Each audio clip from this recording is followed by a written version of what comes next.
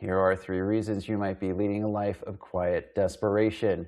The first is you might be optimizing for what looks right instead of what feels right.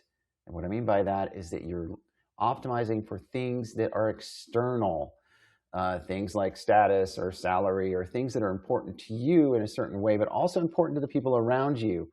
So the people that you're responsible for, whether it's your family or your financial responsibilities and things like that, all of that looks good on the outside, but what you're doing on a day-to-day basis may not feel right and may not be aligned with who you are, your values, and your priorities.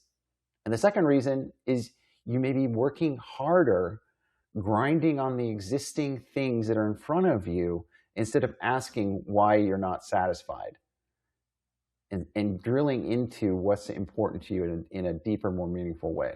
So what I'm talking about here is when we're younger, we pursued goals that were not necessarily thought all the way through. We knew we needed the job. We knew we needed the money. We knew that this was the field that we wanted to go into. We may not have had a clear idea of what life would be like in that career path for 10 or 15 years down the line.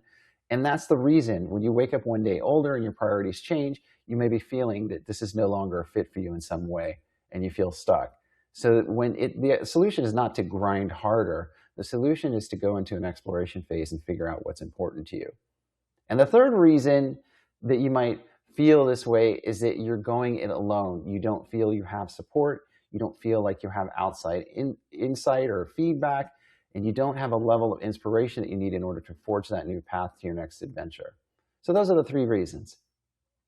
The solution, again, is to go into an exploratory phase and figure out what you want, and then talk to more people and find out where your values and priorities match up with the opportunities that are out there. See you next time.